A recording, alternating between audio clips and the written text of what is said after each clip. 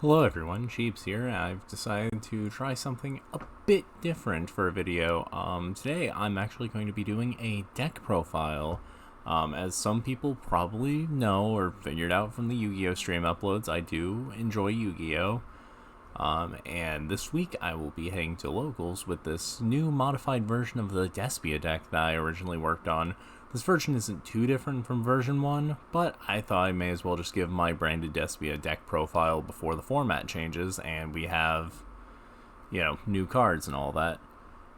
So let's just go over the monsters real quick. So obviously 3 copies of Aluber, because that's our easy search into branded fusion if we didn't top deck it at the start of the duel.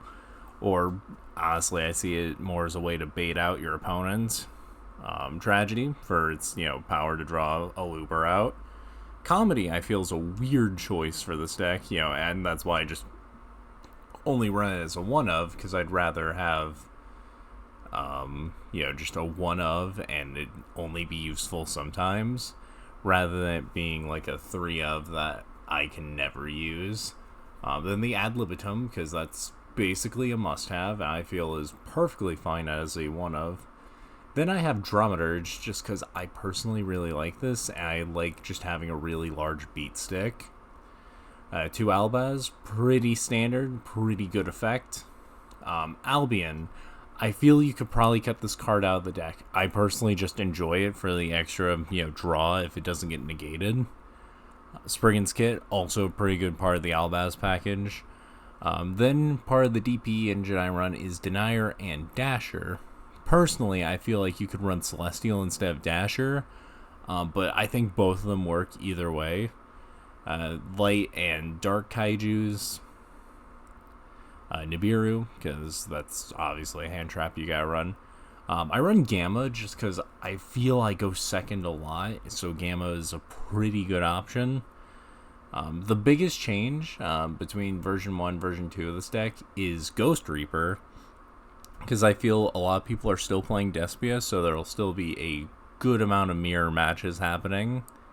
So it's a pretty good option to get rid of their Lubellians. And 2 Ash and 1 Theater of the Branded. Just, I like this card. I feel it's an absolute last resort.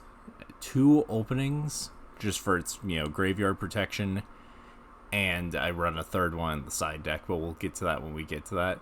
3 Branded Fusion, standard, just your fuse from the deck. Branded Lost, I personally think this card could probably be cut from the deck. It's really nice to get out like an extra Albaz, but at the same time, I just don't feel like it's that fast for the branded deck. But I could be wrong, and this might eventually save me one day. 2 Branded in red, still pretty standard. Fusion Destiny, because DPE package. 1 Super Poly for good old Mud Dragon down there. 1 Called By, 1 Dark Ruler, Forbidden Chalice, and Forbidden Droplet, all good negate options. 2 Cosmic Cyclones, because I've seen that a lot more people are running options to deal with decks like Tear Lament and Despia, which will stop fusions. Branded Retribution, I only use it for its graveyard effect to add a branded spell back, but you could probably run without this card. Solemn Strike, I just like Solemn Strike. Then for the extra deck, we have 2 Quiritis, because it's not Despia without at least one of them. You could probably just run 1 and be fine. I doubt you'll use this card that much. I also run Perskinian for the same reason. Plus, I feel Perskinian's an okay Super Poly target if your opponent's running a similar deck or just really common, cards that can be splashed into a lot of decks. 1 Masquerade, just for that burn. You probably won't use it, but it's there. 2 Albion, great for Mirror Jade's effect, but also just really good for just quick and fast fusions if you just want to try to OTK. Titaniclad, again, pretty good for just being a option to throw away. 2 Lubellian, because it's not a branded deck without Lubellian and Mirror Jade. 2 Mirror Jade as well. Good for that pop. Just pop a card, and you're done, and it has built-in protection. DP, also good for just popping cards and, cycling itself in and out. Starving Venom, I feel like you could not run this card and be fine. Personally, I like it as a really good branded in red target or a really good Super Poly target. Same with Dragostapalia and Muddragon, which are both pretty good for just negates or, becoming immune to card effects. Then for the side deck, second Dramaturge, you could probably cut this and put like a third Ash Blossom there. Mercurier, good if you really need more negates.